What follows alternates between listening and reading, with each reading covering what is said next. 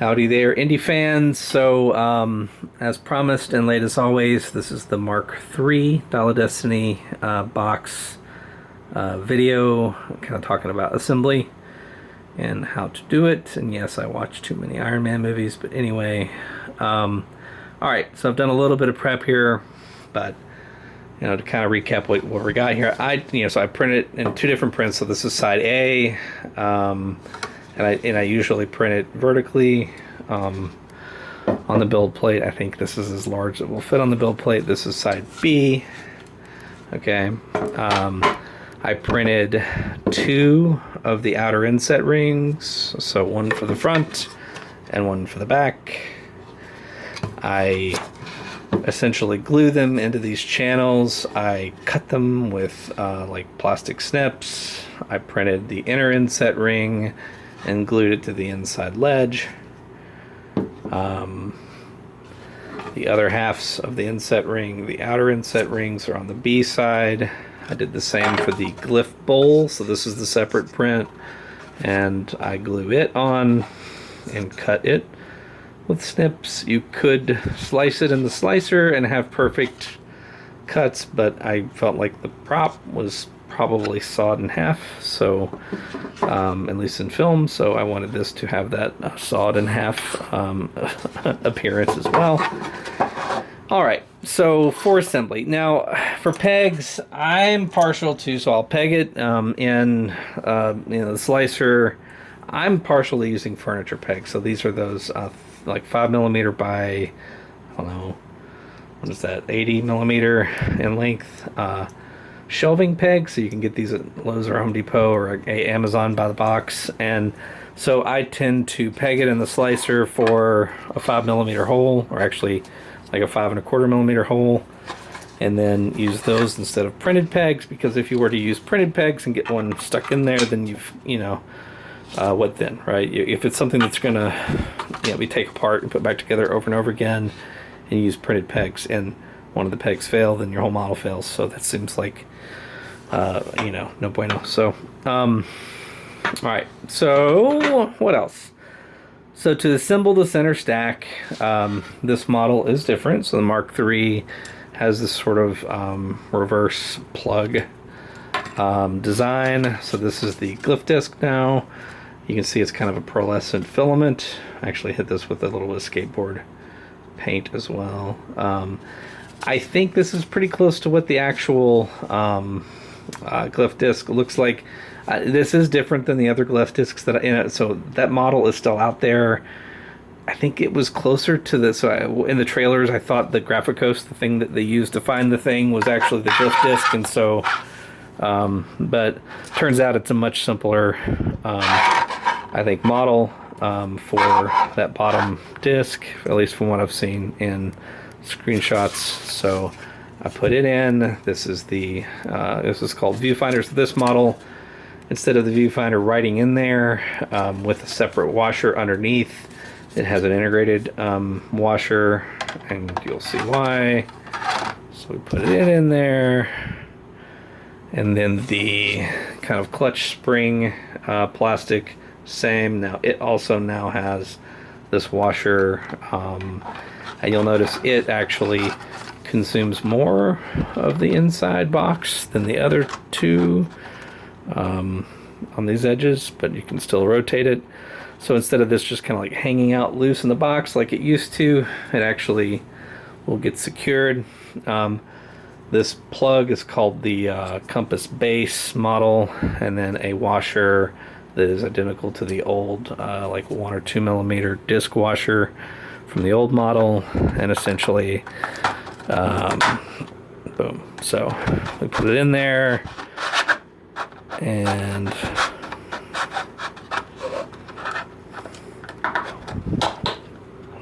there we go.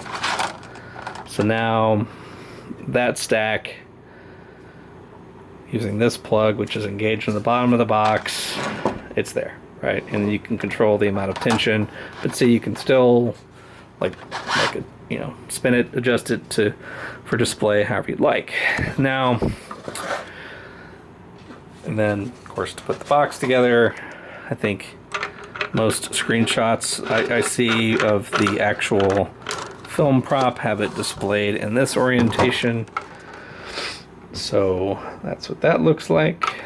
But cool that it actually does come apart now. Now the biggest change, or the next biggest change is going to be the so the compass stack in this one actually emulates the film prop in that it has this receptacle. And my thought for this design was to do as such. So there are kind of like, I don't know what to call those, but like lock washer engagement nubs. I don't know. Anyway, see that. Whatever those are called, can't think. To hold it in place. So you slip one on, and then once you rotate it, these bits will keep it from coming off. Arrange it how you would like it for your display. In my case, I'm going to go with the hour hand, the more complicated and longer hand up top, because I want it to ride about the center of this bowl. And then there are 2 lock washers or lock rings to complete the stack and to give it tension. Now you could, the reason why I didn't just do one of these is so that you could configure it so you could make this smaller hand ride lower if you want, or whatever. But in this case, I'm just going to put the 2 lock rings on the bottom, and that bottom one should be pretty tight, and voila. And then usually this hole is to the left in this orientation, and so you get that. And then the compass face, now I'm going to have to reprint this, but I'm just going to show it to you. So if you can see, I actually broke a piece of metal off in this one, but this is the compass face now. You can see that it has sort of the engagement male to that female bit of that receptacle. Compass face, compass body, compass face is the white part, and then the same flourish design. So there's no post anymore.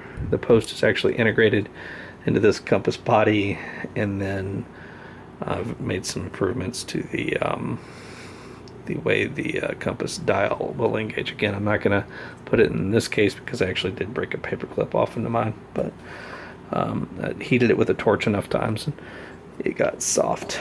So anyway, and then this piece will go into this piece and twist and lock into place, as you can see. Boom. And then with tension, this will actually ride on that compass base.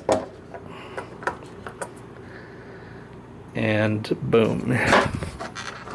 So that's the Mark III build. It's closer to the film model, I think. I actually have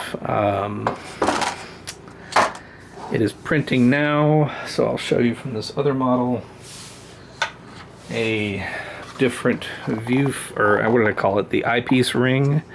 So this new eyepiece ring has these little nubs now, little swooshes, and like I said, I'm printing this one now, but this is from another one that's going out tomorrow.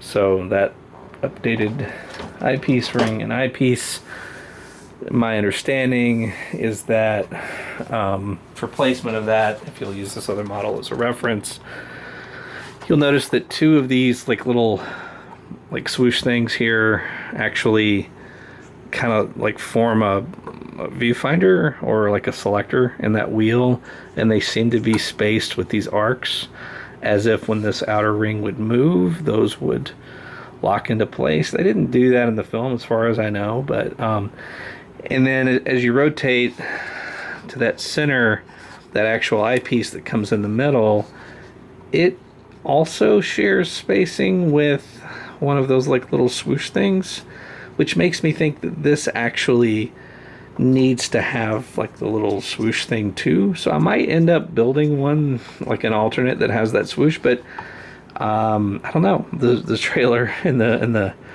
like film props I've seen didn't have it, so I don't know. It's just a bit of weird inconsistency. You would think that this would double as both, but at any rate, this is a fused model, so this one doesn't come apart. It was an oops. And then this is the model that's in the Mark 3 folder now. Now, if you had already started building in Mark 2, or if you have Mark 2 or one of the 220, I think, folder builds, all of those designs are still out there. Look at the Printables description. There's a link to the GitHub location where those are still available. But onward and upward, this is where we're going now. A couple notes of material. By printing the 2 inset rings, I went ahead and got like a pearlescent filament for that, and then there's like a skateboard spray that's pretty good to give that a little bit of a pearl effect. And I don't know, having the removable compass is pretty cool because that's how the model was presented throughout the majority of the movie. And then this also includes a 2-piece or a 3-color print rather for this internal, what did I call that? The inner glyph ring that includes the gold ring embedded in that stack. So if you have a multicolor printer, there is a 3-color 3MF project file for that. Anyway, yep, so this one does not have any kind of decorations on these side corner boxes, so that's what I'm looking at next, is trying to figure out how to add those and others on the back. So, but I think as far as major structural changes, this should be the last of them. I am familiar with that. I think there's a slight slope here in the film model from this outside ring in. But I don't know if I have enough room to do that here or not. So if I make any additional changes to this model, it will be that, and then it will be trying to add the little sunburst inlay effects in these designs, but I actually kind of wanted to make those where you could glue them on. So that's the hope anyway. Anyway, that's it. Mark III assembly instructions and differences and stuff. Hope you enjoyed the movie.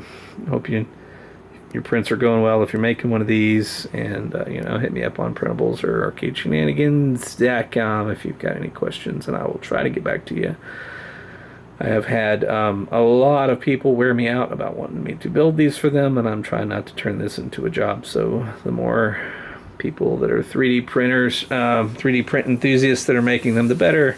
Please help somebody make some. Anyway, thanks for watching. Bye.